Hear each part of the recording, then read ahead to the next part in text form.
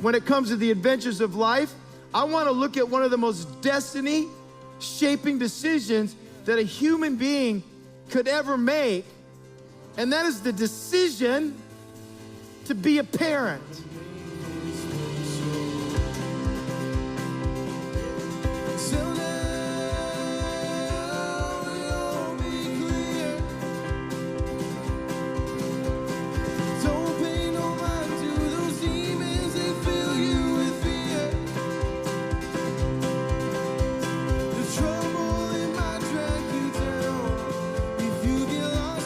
When that moment comes, let me just say two things to you, whether your kids are in the home or out of the home. First of all, let me just say this to you, parents. Keep fighting for them, not fighting with them, fighting for them.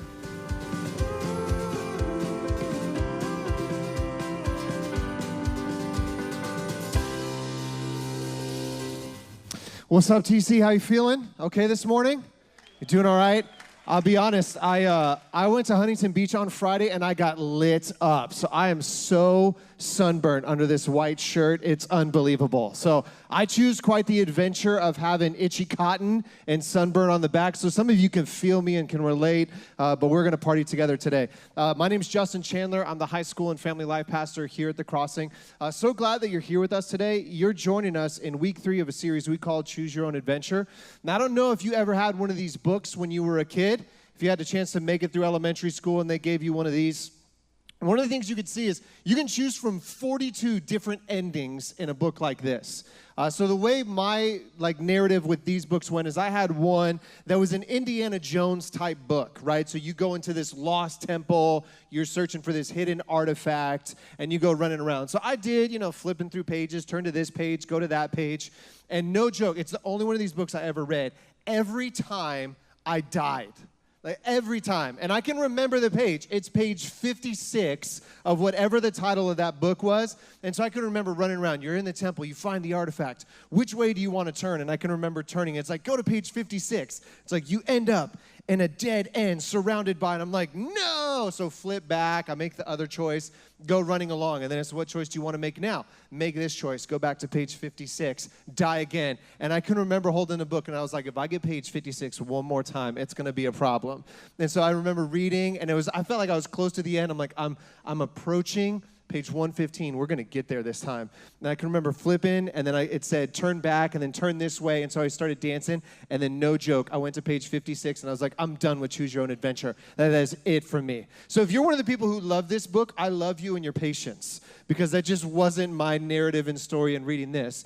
But one of the things we wanted to bring to everybody's attention is it's said that there's 35,000 decisions that you and I are going to make today. 35,000. I don't know if that number feels real to you, but it felt fake to me when I first heard it. And then I started to process through decisions that I'm actually making right now, ones you've made right now, and ones you've made today, right? So some of you made a stop by the Bucks on the way in, right? So some of you Starbucks folk were like, going to church this morning, we're going to need a little help. So as you went through Starbucks, you had a chance to process a multitude of choices. Your first one was, are you going to drink coffee or are you going to drink tea? Choice number 1. Then you had to make a choice. Is it going to be drip or is it going to be espresso? If you went down the espresso lane, then you had to choose, all right, what flavor am I going to get in there? What's the profiles I want to bring to this, right? You had to choose between hot, blended, or ice. You had to make that choice. You had to choose between the kind of cream you wanted, right? Milk or cream. If you chose milk, then you got to go whole milk, low fat, 2%, rice, almond, soy, some other random plant that they're finding milk in these days, right? You had to make that choice. And then you had to choose between your size. Tall, Grande, Venti, Trenta, Cinquenta, whatever your size was, you get to party at Starbucks. And that's just a choice over coffee. That choice is not going to have long-term ramifications for your life. I mean, it may if you made that choice every day. But that's not going to have this significant influence that when you look back at 80, you're like, man, that one day at Starbucks, I made a bad call. I should not have gone to Trenta. I should have backed that thing down to Grande. What was I thinking?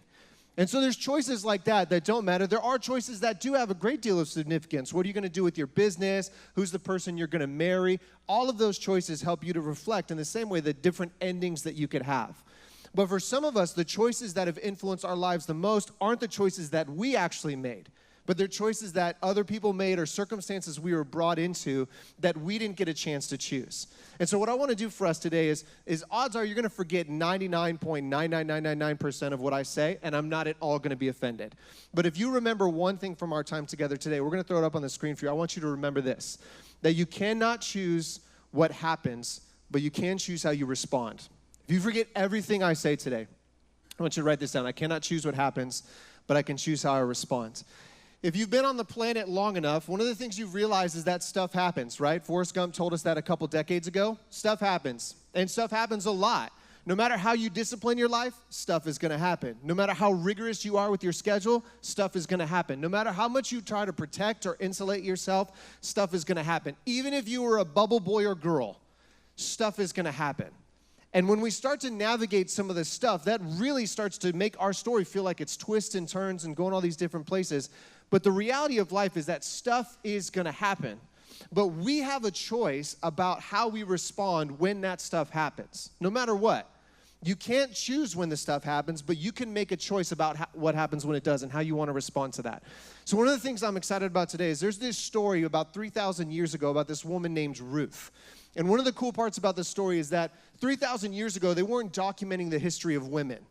Right? They wouldn't say, like, here's this story of a woman we want to bring to your attention. It didn't happen that way. It's extremely rare to find an entire life story of a woman highlighted. And for that story to bear her name, I mean, it's a statistical impossibility almost. And so what's really cool about today is we're going to read the story of this woman named Ruth. And as I've read this story a couple different times, I'll admit I missed an extremely significant portion of this story that I think is incredibly important for us today and how we have a chance to respond. And so if you have a Bible, you can open up to Ruth chapter 1. We're going to start in verse 1. If you don't have a Bible, you could use the YouVersion app, which is available on the App Store on your phone. Or if you don't want to do either of those, we'll throw all of it up on the screen that we'll be able to read along together. Now, as a disclaimer, we're going to read a lot today. And you may be looking at the clock going, it's 9:51, and the tall blonde guy is saying we're going to read a bunch. I get it, but here's the cool part. We're reading a story. It's not just me, being Charlie Brown's teacher. We're going to have a chance to read the story together, and it'll give you a way to approach it and see the story as we read along together, all right? So Ruth chapter 1, verse 1, it starts like this. In the days when the judges ruled. If you read that, you may be a Law and Order person, and you may be like, bong, bong. Okay, it's not judges like that, all right? The judges were a group of people that were responsible for leading and shepherding this large group. And what happened in the time of the judges is they were constantly under conquest from outside nations.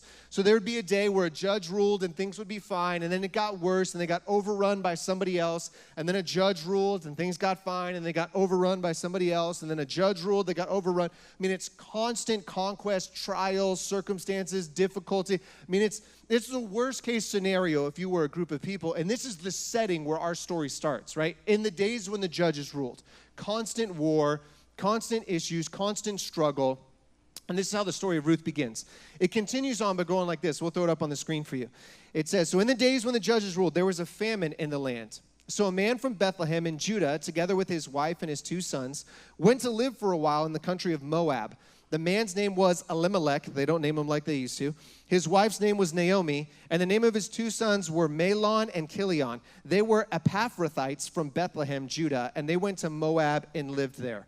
So we're going to track in this story a couple different characters, and you'll see as this story changes the way that these characters are involved. So the first guy, his name is Elimelech. He's the father. So if you're a father with a wife and sons, you get to play the part of Elimelech today.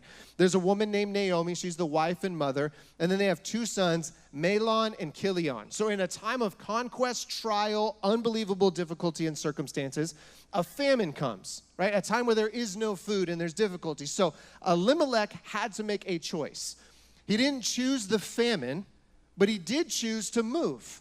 Now, his choice to move, I don't know if you've heard people say this, but people will say, that's it, I'm moving to Canada. Like they've been saying that for the last decade. Oh, if things keep going this way, I'm going to Canada.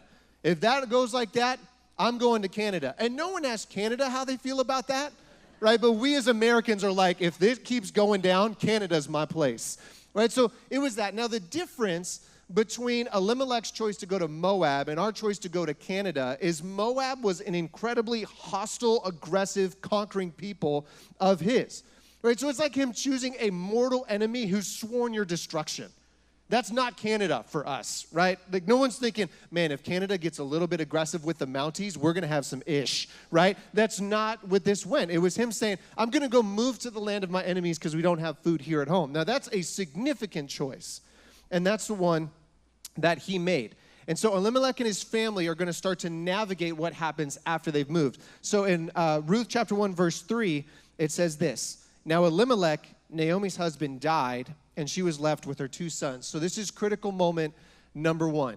You as a family decided we're moving to another country where they hate us and want to kill us, but at least we've got food. And then the person who's leading your family, the father or your husband, dies, right? So Elimelech in our list of characters is officially crossed off. And you now have to process, what are we as a family going to do now that he's gone? If he was the source of income, if he was the leader, we are now going to have to navigate that. And so Elimelech is off the page, but that's not the end for this family. So we'll throw up verses 3 to 4 on the screen.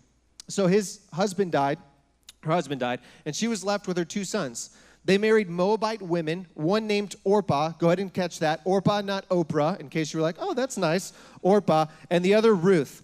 After they had lived there about 10 years, both Mahlon and Chilion also died, and Naomi was left without her 2 sons and her husband. So Elimelech dies. 10 years later, the 2 sons die. But there's an interesting thing that happens with their marriages. They're young men who moved, and they needed to marry someone. Shocker, they married women from the country that they were living in, right? That shouldn't be a surprise to us.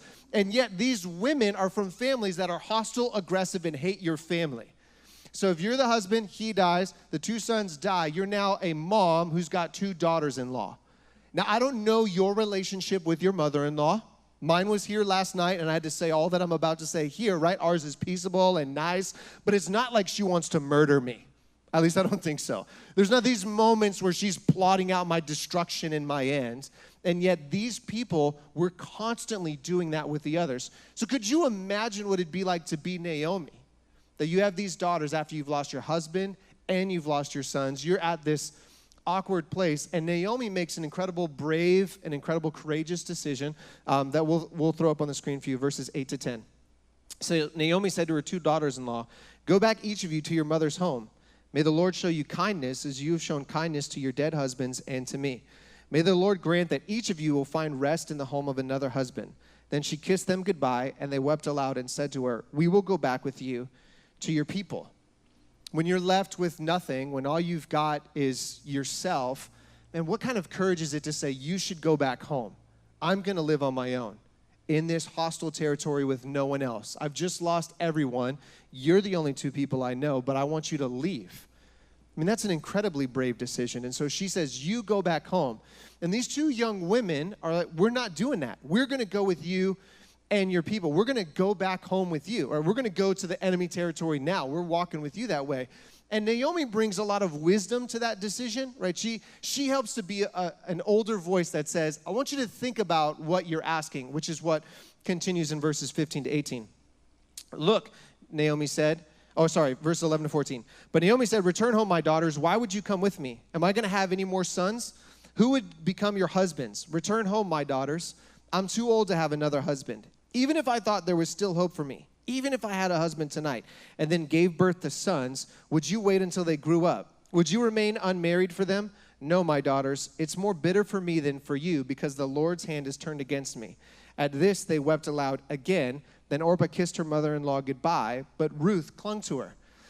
So Naomi says, okay, best case scenario, I meet a man and I marry him tonight.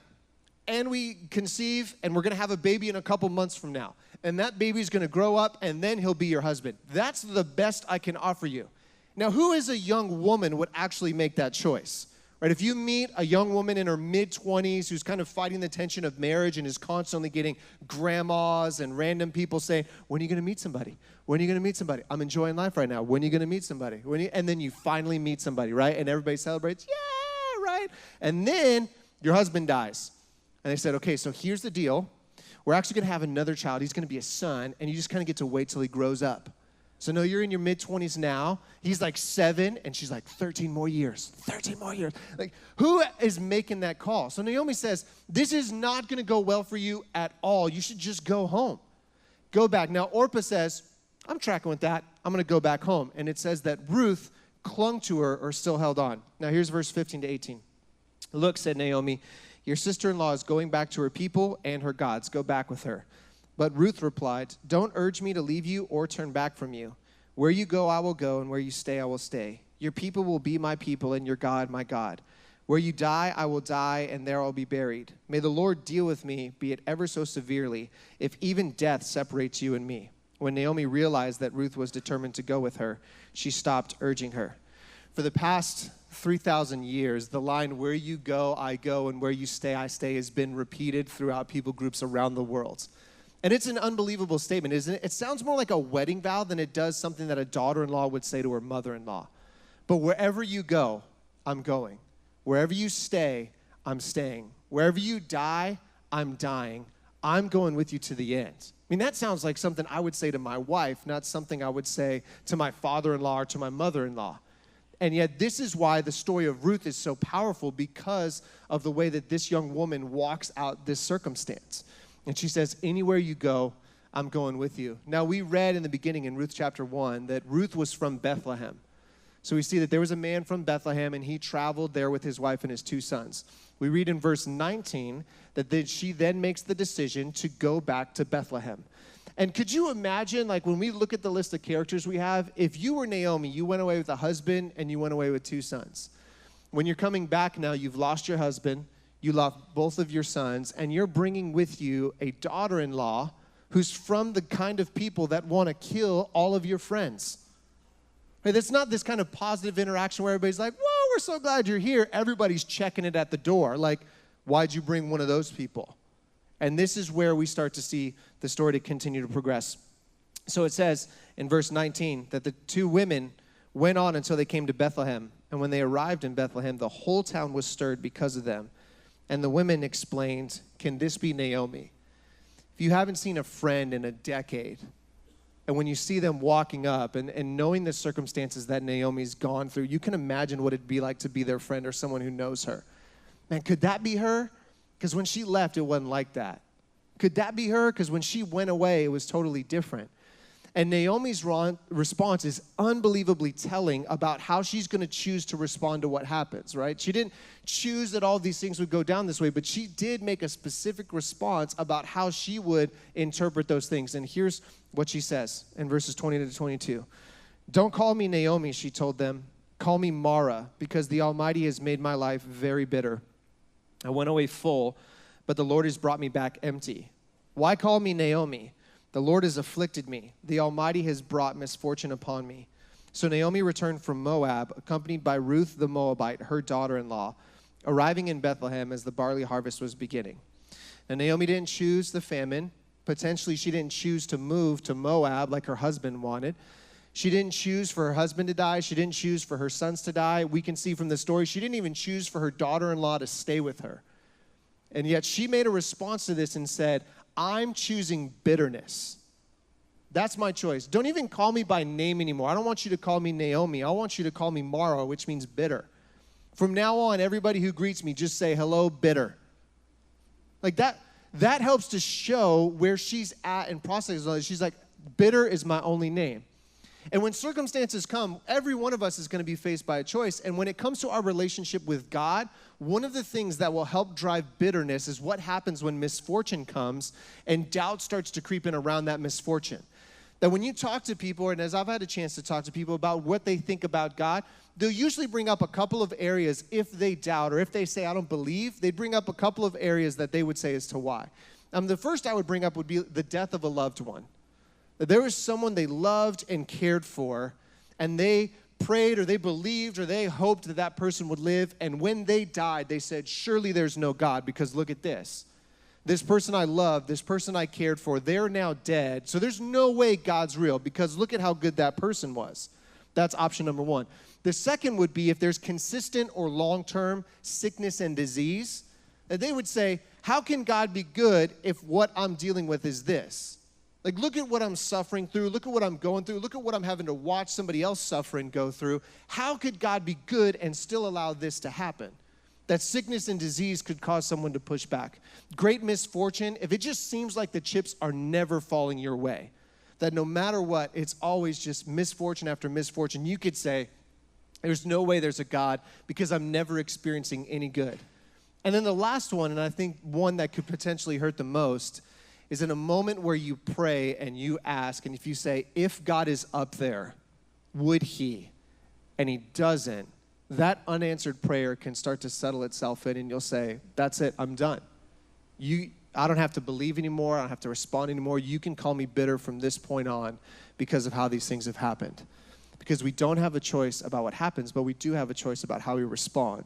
And Naomi made hers. Now, if you were to continue reading the book of Ruth, you would see the story kind of goes like this. Ruth goes out to work in a field in order to get food for her and Naomi. So guys would come through and harvest, and then any leftover seed, widows could come through and pick up and keep for themselves. And so she went to work in order to get food. While she was at work, she met Boaz, who was the property owner, right? So the guy who owned this big field, she had a chance to meet him. And he said, you can keep coming to this field and working all you want to. Later on, she meets up with Boaz away from work, right? This is a Bible date that just went down, right? So they have this date. What ends up happening is they fall in love, and Boaz makes the choice that he's going to redeem her story. That where she was married and her husband died, where she's now living alone and working in the fields, Boaz said, I'm going to make you my wife, and we're going to have a different story that comes out of it. So if we fast forwarded to the end, we'd be in Ruth chapter 4. And at the end of Ruth chapter 4, here's what it says. It says, so Boaz took Ruth, and she became his wife. And when he made love to her, the Lord enabled her to conceive, and she gave birth to a son. The women said to Naomi, praise be the Lord, who this day has not left you without a guardian redeemer. May he become famous throughout Israel. He will renew your life and sustain you in your old age. For your daughter-in-law who loves you and who is better to you than 7 sons has given birth. Then Naomi took the child in her arms and cared for him. The women living there said, Naomi has a son. And they named him Obed. He was the father of Jesse, the father of David. So Ruth chose her husband, but she didn't choose for him to die. Ruth chose to move away with her mother-in-law despite the things that were happening around her. Ruth chose to go to work in a field, hard, grinding work in order to get food. Ruth chose to meet up with Boaz. Boaz made the choice to love her, and then they chose to begin a family together. That Ruth didn't choose what happened, but Ruth did choose how she responded. And you can see the dichotomy between Naomi and Ruth, even in this little story. So for me, I said yes to Jesus when I was 16 years old in this little mountain town in Colorado where I'm from. And my mom made me go to this church trip. So if you were invited by a friend or you feel like you were kind of forced to be brought here, you're my people, I'm in with you. So I was brought to this retreat and forced to go there. And on the end of that retreat, I met God for the very first time. I felt like I heard him speak to me in the most powerful way, and I'm not a crazy person. I was like, that makes sense. And so drove home. As I was returning home, my dad, who was in the Army, was returning from the demilitarized zone, which is between South Korea and North Korea, this little space of land that's neutral. And so my dad had been deployed for a year and was coming back home. When we got home and we got into the car, we drove back to our house, and my dad said, hey, we need to have a family meeting. Now, my family didn't have family meetings. This wasn't a regular powwow. This was a new thing that had happened. And so he told us that for the last couple of months, he stopped loving my mom, that they'd begun the process of getting a divorce, and that my dad was now moving on, and the Army would ship him to Texas, and our family would stay in Colorado. And so I can remember in that moment, right? I didn't choose for my parents to get a divorce. I didn't choose what my dad was going to do, but I did make a choice towards my dad. And I said, if this is the way you want to do this, if you want to end the relationship like that, then we're ending our relationship also. And so my dad would call, and he'd say, hello, son. Hi. How's it going? Fine. What's new? Nothing. Love you. Okay. And that was the way my dad and I's conversation went on for years. And as I grew to love Jesus more, and I felt like God was starting to change my life and reshape some things to begin to behave and act like him, there was this key moment in my relationship with my dad that just was unflinched. Like, that didn't change. My relationship with my dad deteriorated, and yet my relationship with God felt like it was increasing. And in college, I had this moment where I just said, man, I feel like God and I are stuck. And maybe you're here today saying, man, God and I feel stuck. And so I started asking God, like, why are we stuck? Why does it feel like we're not going anywhere? Why does it feel like this is just it? And as clear as I've ever heard anything in my entire life, God responded back to me and said, because you haven't forgiven your dad. And in trying to argue with God, which totally makes a lot of sense, I was like, here's the deal. Like, this is about you and me. This has nothing to do with me and, like, my dad. This is a Justin and God thing, not a Justin and Dad thing. So we don't need to address that issue. We can kindly move along. And God, in a very gracious way, led me to a couple of texts. The first one is Ephesians 4:32, and it says this: forgive each other, just as in Christ God forgave you. So that was the first, where forgive each other just as Christ had forgiven you. The second one was this: for if you forgive others when they sin against you, your heavenly Father will also forgive you. But if you do not forgive others their sins, your Father will not forgive your sins. That's from Matthew chapter 6. And so that was the second text where God was like, and I just want to remind you of this one too. If you were here a couple of months ago, we were doing a series called The Best of Jesus, and Tim shared this story called The Unmerciful Servant. And what happened in that is Jesus had a couple of friends that walked up to him and they said, hey, Jesus, how many times are we supposed to forgive somebody? 1 time, 2 times, many times, a handful? How many times? And Jesus looked at them in Matthew chapter 18 and said, not 7 times, but 77 times, which is just a ridiculous number, right? That's Jesus throwing out, I don't know, a bajillion times. That's how many, you guys? A bajillion. And I can remember reading that text and saying, isn't that the definition of insanity? Like, isn't that what we're not supposed to do? Keep doing the same thing over and over again and expecting a different result? Why in the world would I keep forgiving a person? And God reminded me, because I keep forgiving you. And so I was like, okay, this is cool. I'll just have this nice little prayer where I'm like, Jesus, I forgive my dad. Nope.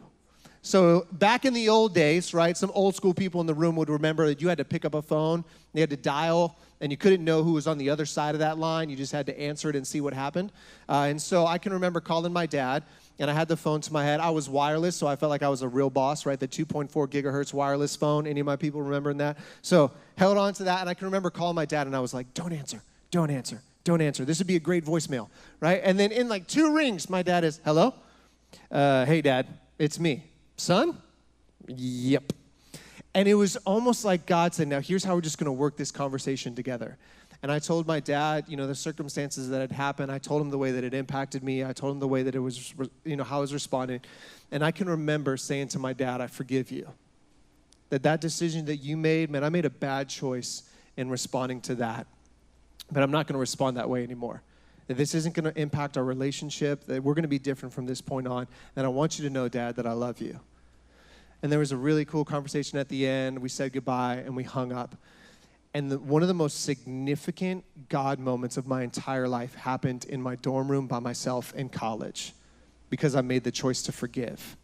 It was as if this burden and this weight that I was carrying on my own was all of a sudden I was set free, because I made the choice on that day to forgive. There's an author, his name is Jerry Bridges, and he has this quote, which I found to be extremely helpful. He says this: if you keep rehearsing in your mind old hurts that occurred months or maybe even years ago, you haven't forgiven, you're simply feeding your bitterness. And where I tried to convince myself that this was just about me and my dad, this wasn't about me and God at all, what I found that my choice against my dad was impacting every relationship that I had. And it just kept getting more bitter and more bitter and more bitter and more bitter. And over and over and over again it happened. That again, I couldn't choose what happened, but I did make a choice about how I was going to respond. And this quote that I've read by C.S. Lewis, man, has been such an encouragement to me, because I struggle with forgiveness in the same way that you probably do. And he says this, is to be a Christian means to forgive the unforgivable or the inexcusable in other people, because God has forgiven the inexcusable in us. And when I think about what Jesus has done for me, then I think, man, no matter what, I can continue to offer that to another person. Again, recognizing that some of you are walking in the room saying, I didn't choose for this to happen. But each of us has had the opportunity to choose how we would respond. And my encouragement to you today would be to make the choice to forgive. Now, you could start thinking about forgiveness and saying, now pump the brakes a little bit, because I don't know if I want to do that. I want to give some help as to what I think forgiveness is and what it is not. And you'll be able to see that on the screen with us. Forgiveness, first of all, is not a statement about the pain, but it's a statement about how you'll respond to that pain. So you could have significant pain in your life, untold misery, and yet your response in forgiveness has nothing to do with that, but it's your response is, but I'm choosing this in light of that pain. You could make any choice about the pain, and odds are people would go, that's a good choice. But if you want to forgive and be free today, you have to say, this isn't about the pain. For me, this is about the choice about how I respond to it. The second statement is this: forgiveness is about your heart, not about the significance of the event. That it could be the most significant moment in your life. And your choice to forgive today would say, but I want my heart to be different. I'm going to make a different choice about the significance that event is going to hold in my life. That my parents' divorce was not going to influence me for decades ahead. That from now on, that was going to be different. The third statement is this: it's not about the offender being worth forgiven.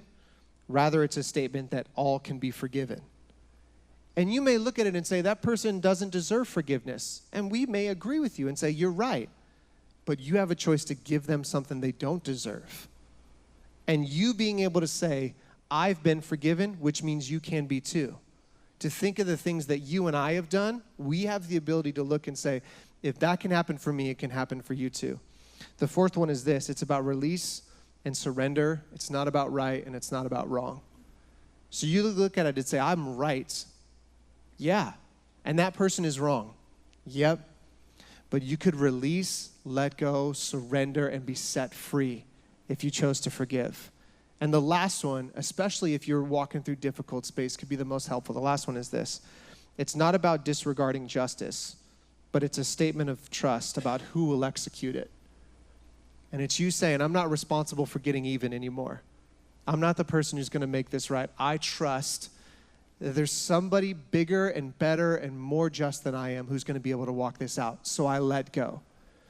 And when we start to walk through forgiveness, one of the ways you'll know you've got there is a quote by a friend of mine. His name is Aaron Stern. He said this: you'll know you've fully forgiven someone when you begin to want the best for him or her. When you've let go and said, I only want the best for you now. I only want the best things that are ahead. That's when you know you've forgiven. So one of the cool things about the end of the book of Ruth is, I don't know if you noticed or not, but the women started talking to Naomi, not to Ruth. And I always felt like that was an interesting way that the book ended, because Ruth had the baby, and yet they're dialoguing with Naomi. And here's one of the things they said. The women living there said, Naomi has a son, and they named him Obed. He was the father of Jesse, the father of David. If we kept reading in the Bible, we would see David would eventually become king in this country called Israel. And generations ahead from then, David would have a great-great-great-great-great-great-grandson, and his name would be Jesus. And he'd be the savior of the whole world. So where Naomi said, man, I went away full, and I came back empty, God was able to do more with her emptiness than she ever could have done on her own. And if that's true for Naomi, imagine what God could do for you and I. And so I want to invite you in as an opportunity to respond to that tonight, or this morning. Some of you may be in the room, and one of the ways that you could respond and say yes today would be to say yes to Jesus and saying, I've never given my life to following Jesus. And that could be your yes today. And that's the best yes that we could have in the room, that we've been helping people say yes since 1988. And we would just celebrate as you said, I want to say yes to Jesus. The second could be that you're in the room and you're struggling with bitterness. You're struggling with the way circumstances have gone. You're struggling with the way that life has turned out. And you're saying, I want to make a different choice today. That I'm going to choose to respond to what's happened to me in a different way. And the third group of people would be this. Maybe unforgiveness is a real sore spot for you. That circumstances and the way things have gone, that you're going to make the choice to forgive today. And I believe that you're going to be set free. That when you walk out of this room, life is going to be completely different. So here's what I'd like you to do today. If you would stand to your feet, we're just going to have a moment of reflection here at the end of our service together. And so as you stand to your feet, what I'd love for you to do is just to bow your head and close your eyes. There's nothing magical about that, but for me, it allows me to focus, especially in moments of reflection. And so what I'd love for you to consider is your own story, your own narrative, the own way that you've walked through life and if you've come into today. But then also I want you to think of Ruth and Naomi's story and the choices that they made and how that potentially could impact you. And so as you bow your head and as you close your eyes, what I'm going to do is I'm just going to invite you to lift your hands as a way to respond, as a way for you to say yes. It's a way for me to see, and then I'm just going to have a chance to pray with you. So if you're in the room today and you're saying, I've never said yes to Jesus, but I want to say yes today. I want to give my life to following Jesus who died for me. If you could just lift your hand up real quick, whether you're inside or outside, I want to be able to pray with you. So if you've never said yes to Jesus, go ahead and lift your hand up real high because we're going to pray for you. Yeah, thanks to those of you who are in the room who are lifting your hands. For the second group of people, if you say, and I'm just struggling with the way that things have happened. I'm struggling with some of the circumstances that have come up in my life. And I've made some choices that I want to make a different choice today about how I'm going to respond to that. If you could just lift up your hand too, because I want to be able to pray for you.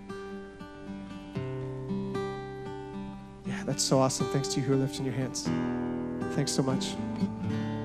And to the last group of people, if unforgiveness is yours, there's a circumstance that happened that you just made the choice that you weren't going to forgive. And you can feel the impact that that's had in your life, the bitterness that it's kind of gotten into your heart and soul. I mean, you're saying today, I want to be free. Like, I want to be free from this unforgiveness. And you're going to make the choice to forgive that person. I'd love for you to lift your hand up today because I want to be able to pray for you too. Yeah, thanks so much to everybody who are lifting their hands.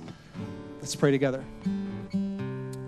Jesus, I want to thank you for everybody who's in the room today, that of all the choices they could have made about where they were going to spend their morning, they chose here and in this room. And I believe, Jesus, that that's on purpose. That there's some people in this room who said yes to you for the first time, and it means that heaven got bigger today. And I want to thank you so much, Jesus, that they made the choice to be here and to be in this room as we celebrated your life, death, and resurrection today. God, for those who have had circumstances who have happened, they didn't choose what happened. God, I just pray that you would help them to make a different choice in how they would respond to that today. That, God, they'd be able to say, I want my life to be different. I don't want to walk this out in a different way. Because, God, I don't want this to be the way that my story keeps going. For, God, those who are dealing with unbelievable hurt and pain because of unforgiveness that they're holding in their heart, God, I pray that you would set us free today as we forgive. I pray the same dynamic, radical moment I had with God would be the same one that you give to each one of us as we decide to let go and we let God walk out that for us. And I pray that the same power that raised Jesus from the dead would be the same power that gives each one of us the strength to make it through today, the strength to navigate our response, and the strength to be able to pick up the phone or go sit down for coffee and to be able to say, I forgive you. And I pray, Jesus, that you would help us to do that. And it's in his name that we pray. Amen. Amen. If you said yes at all today, we've got this little card in a booth out in the plaza that we'd love to meet you. If you're new, I'd love to see you at Guest Connect just to say hello. Thanks so much for being at the crossing today. We'll see you again next week.